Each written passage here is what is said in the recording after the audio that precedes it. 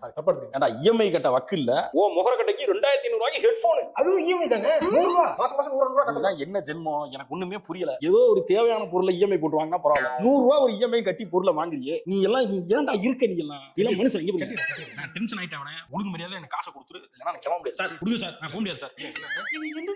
Madam பாருங்க madam, 2500 ரூபாய் headset 100 ரூபாய் இஎம்ஐ போடுறாங்க மேடம். 3 மாசம் இது உங்களுக்கு எவ்வளவு காசு கொடுக்க சொல்லுங்க. எங்களுக்கு 10,000 காசை வச்சுக்கிட்டே அப்படி வந்து என்கிட்ட இல்லன்னு சொல்லிட்டு இருக்கியா? என்ன அப்புறம் ஆவேசம் நம்மள பத்தி தப்பா நிக்க மாட்டாது. ஏங்க நீங்க மனுஷன் என்ன மானத்தை வாங்க முடிவு பண்ணியா? நீ பெரிய ஆளா அவங்க அப்பன்னு ஒரு சாட்சி நமக்கு சாட்சி நீங்க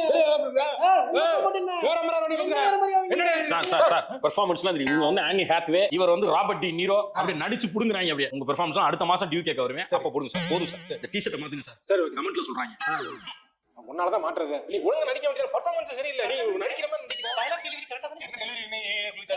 சார் குமேஷ்